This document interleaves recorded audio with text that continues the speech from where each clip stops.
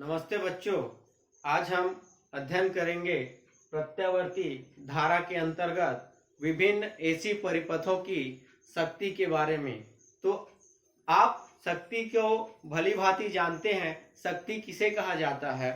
तो किसी परिपथ की ऊर्जा व्यय की दर को हम शक्ति कहते हैं। किसी परिपथ में ऊर्जा के व्यय होने की दर अर्थात ऊर्जा व्यय की दर उस परिपथ की शक्ति कहलाती है और शक्ति को हम P से प्रदर्शित करते हैं। P अर्थात पावर, और शक्ति का ऐसा ही मात्रक होता है वाट।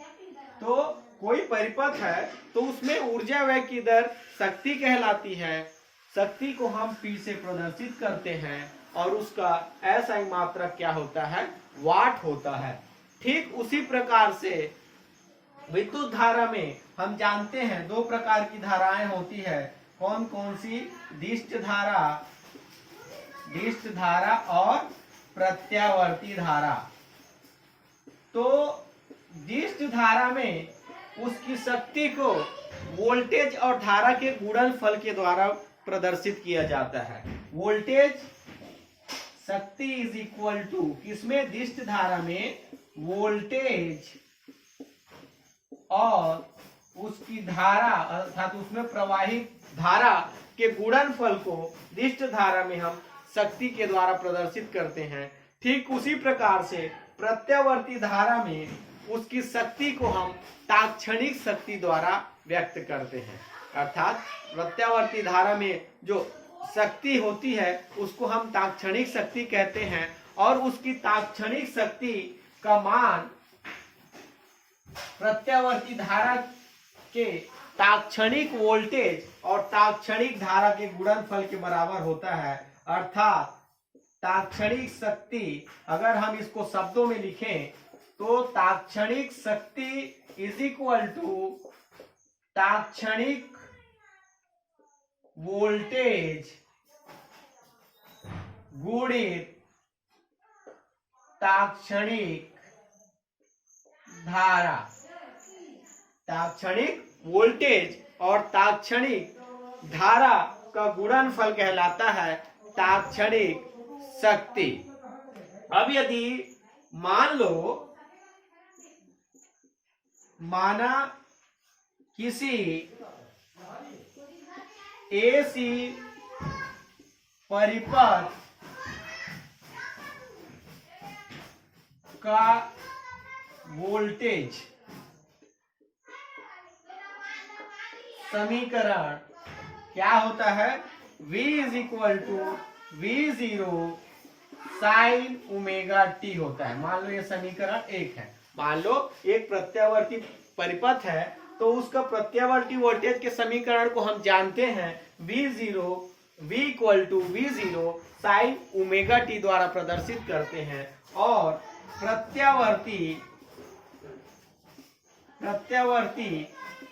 धारा का समीकरण मान लो क्या है? I is equal to I0 sine omega T minus 5 है। ये हमारा समीकरण 2 है। इसलिए ये प्रत्यावर्ती वोल्टेज का समीकरण मान लो क्या है? V is equal to V0 sine omega T है और प्रत्यावर्ती धारा का समीकरण क्या है? I is equal to I0 sine omega T है। तो इसलिए परिपथ की शक्ति P इज इक्वल टू क्या होता है? V multiply I। P is equal to क्या होता है? V multiply I। इसलिए हम समीकरण 1 और समीकरण 2 से V का मान और I का मान रखते हैं तो यहां से P इज इक्वल टू क्या हो जाएगा? V0 sine omega T multiply I0 sine omega T minus 5। गुणा के रूप में है इसलिए सबका आपस में क्या होगा? मल्टीप्लीकेशन होगा।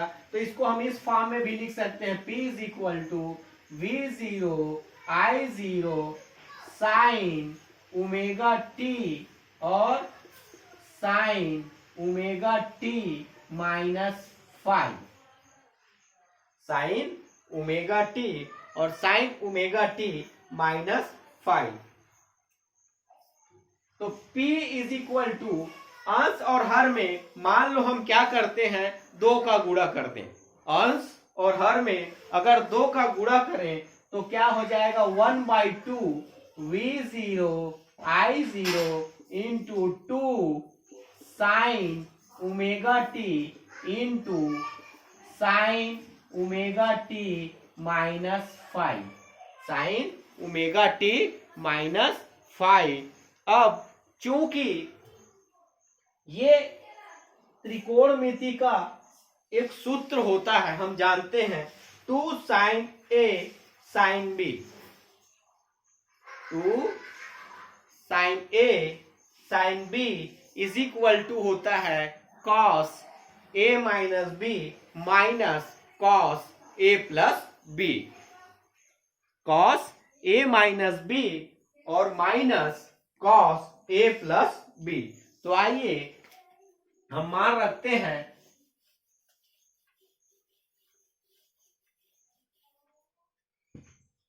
चूंकि सूत्र होता है 2 sine A sine B is equal to cos A minus B minus cos A plus B. ये सूत्र होता है त्रिकोणमिति का, 2 sine A sine B is equal to cos A minus B और minus cos A plus B. तो इसलिए P is equal to क्या हो जाएगा, ये 1/2 V0 I0। अब हम फार्मूला पुटअप करेंगे, 2 साइन ओमेगा टी into sine omega T minus 1 के जगह 2 साइन ए साइन बी का फार्मूला यहाँ पुटअप करेंगे तो क्या हो जाएगा, cos A minus B, A क्या है omega T, minus B minus omega T, और ये माइनस और माइनस दोनों क्या हो जाएगा प्लस 5 और ये माइनस। अगला कॉस ए प्लस बी, तो cos A omega t plus omega T minus 5।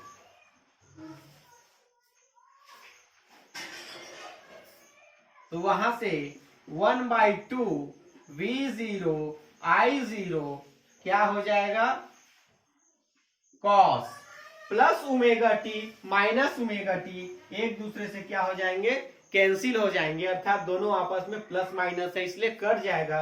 अंदर बचेगा cos 5 minus cos omega t plus omega T, ये क्या हो जाएगा 2 omega T, 2 omega T minus 5। तो हमने 2 साइन ए साइन बी का फार्मूला रखा तो हमारे पास इक्वेशन आया 1/2 V0 I0 into cos 5 minus cos 2 omega T minus 5। चूंकि एक पूर्ण चक्र में कॉस 2 ओमेगा टी माइनस 5 का मान 0 होता है। एक पूर्ण चक्र में क्या होता है, कॉस 2 ओमेगा टी माइनस 5 का जो वैल्यू होता है वो किसके बराबर होता है, 0 के बराबर होता है। इसलिए परिपथ की औसत शक्ति, परिपथ की औसत शक्ति, चूंकि एक पूर्ण चक्र में लिया जा रहा है इसलिए एवरेज मानेंगे शक्ति को, एवरेज पावर, तो P क्या हो जाएगा, P average is equal to 1/2 V0 I0, ये बचा cos फाई माइनस इसका मान क्या हो गया 0। तो ये पूरा पोर्शन क्या हो गया 0, क्योंकि एक पूर्ण चक्र में इसका मान किसके बराबर होता है, 0 के बराबर होता है। यहां एक और कोष्टक लगेगा, तो ये 0 हो गया। अपने पास क्या वैल्यू बचा, P average is equal to 1/2 V0 I0 multiply cos phi. हम 1/2 है, अगर 2 को 2 भागों में तोड़े तो 2 भागों में टूटेगा तो वर्गमूल 2 और वर्गमूल 2 हो जाएगा। तो P average is equal to V0 upon √2 multiply I0 upon √2 multiply cos phi. ये औसत शक्ति का मान होता है, या फिर हम जानते हैं V0 अपॉन √2 होता है प्रत्यावर्ती वोल्टेज का वर्ग माध्य मूल मान, I0 अपॉन √2 होता है प्रत्यावर्ती धारा का वर्ग माध्य मूल मान। तो उसको हम उन दोनों की जगह रख देंगे।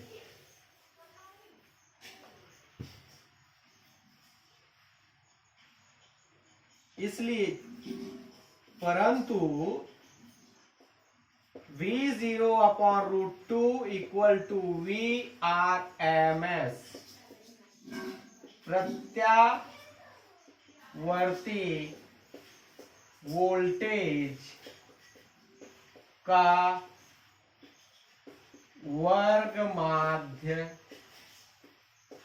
मूल मान, प्रत्यावर्ती वोल्टेज का वर्ग माध्य मूल मान V0 upon √2 equal to VRMS व I0 upon √2 is equal to IRMS।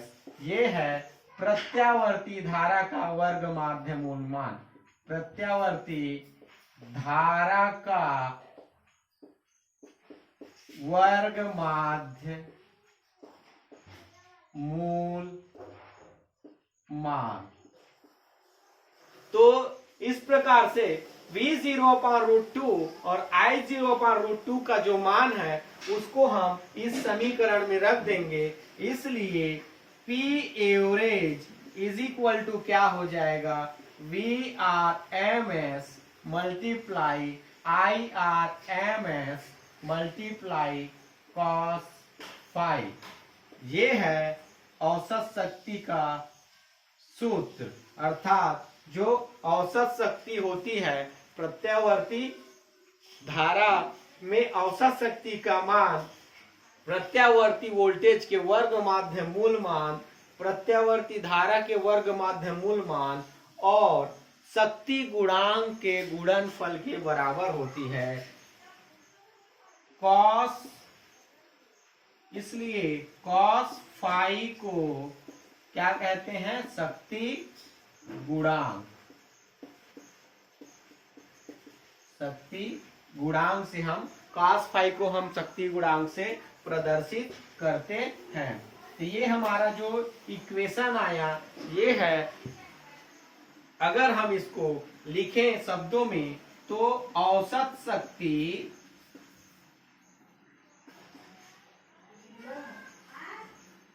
बराबर प्रत्यावर्ती वोल्टेज का आभासी मान, जो वर्ग माध्य मूल मान होता है उसको हम आभासी मान भी प्रदर्शित करते हैं या आभासी मान भी कहते हैं। इसलिए VRMS क्या है, प्रत्यावर्ती वोल्टेज का आभासी मान, प्रत्यावर्ती